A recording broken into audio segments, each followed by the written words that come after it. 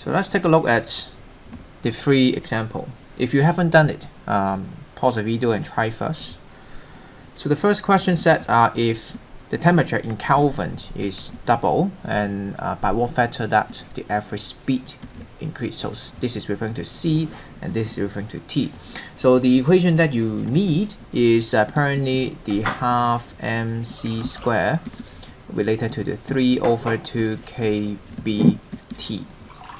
So like usual, we probably would like to have these for two situations. So for 1, 1, 1 divided by the same equation,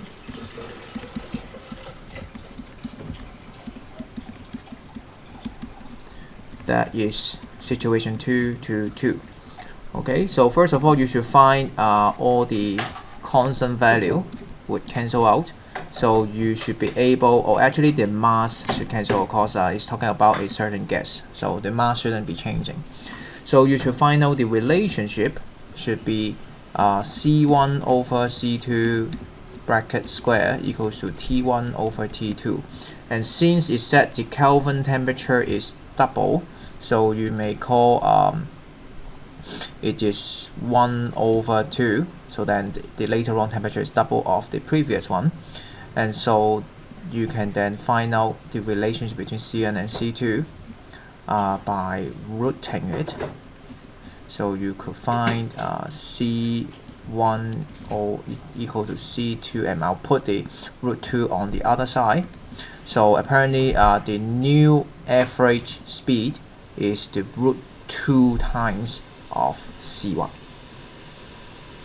Okay, let's take a look at the next question. It said they want you to find the ratio of the average speed, so C, of oxygen and carbon dioxide when both gases are at the same temperature. So I guess the first thing that I would do will be similar to the previous question, where I would use half mc square equals to 3/2 kBT to express, and then I'll use the ratio of each of them, so that I can get a better idea of what kind of factors that I would need to look at. So one, say I call oxygen as 1, carbon dioxide is 2, so 1, 1, 1 here, and 2, 2, 2 here. And then like so, you also find the constant will get cancelled out. The difference between this one and the last example is last example was talking about a certain gas, so it's the same gas throughout, but this time it is comparing two different gases. One is oxygen, one is carbon dioxide. So the mass of each of them will be different. However, you actually have the same temperature according to the question. So T1, T2 can also be cancelled out. So in fact, this whole ratio equals to 1, you may say.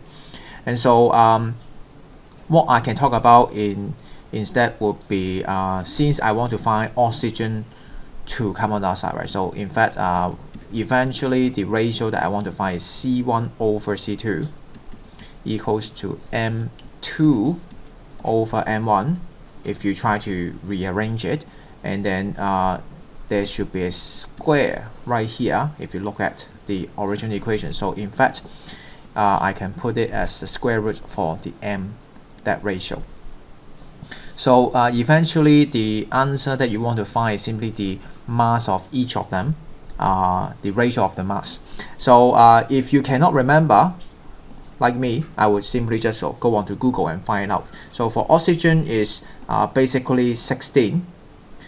For the units U here, we will talk more about it in chapter 7. But then for now, I think you can just take it as 16 simply, like the molar mass, so 16 gram per mole.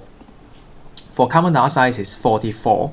So then here we will have 44 over what again? 16. So 16, and then root them, and then using calculator you can find the answer should be 1.658 something, and then I can run it up to say 2SF, so 1.7 maybe without dimension.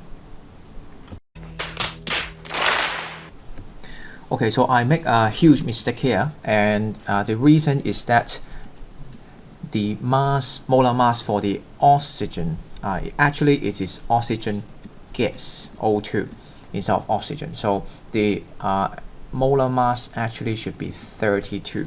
And the reason why I just now on Google I find it is roughly 16 is they are talking about the atomic mass. But since the question is referring to O2, and that's why you have to times 2. And that's why sometimes you can see, I think maybe on Google, some people may ask, is it 16 or is it 32?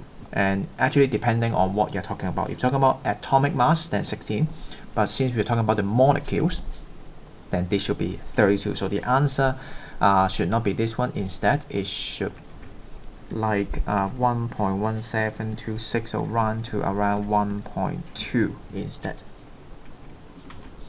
Okay, so for the next question, it asks you about C for the helium at the temperature of this. So I suppose we should again still use the same equation as we used in the previous examples, and we need to find, I think, let's see, we have C for sure. No, we want to find C. We have, of course, the constant, we have the temperature, but we have to change it to Kelvin, be careful. And for the mass, we should be able to find out on the internet, or we can simply look at the symbol here. Okay, so let's get started. So for mass, we could actually interpret from this one. If you look at the symbol, then we could see it is actually 4 grams per mole, right? So for this small m, again, is referring to one single atom of helium. And so we could say it is 4 grams, so times 10 to the power of -3 to change it to kg. And this is by 1 mole, so we have to divide by Avogadro constant, which is 6.02 times 10 to the power. So 6.02 times 10 to the power of 23. And that should be how much for one single helium? Yes. And then C is what we want to find.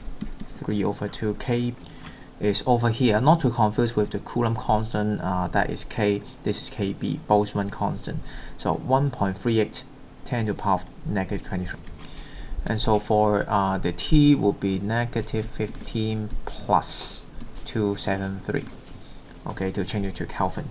And then by, I guess, simply using calculator to solve, you can find the answer.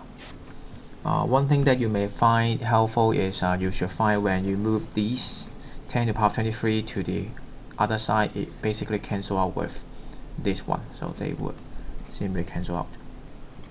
Okay, so the answer you find should be 1267.88 something. And so let's round it up to maybe 1300. Okay, or if you like to use the scientific notation, then 1.3 times 10 to the power of 3.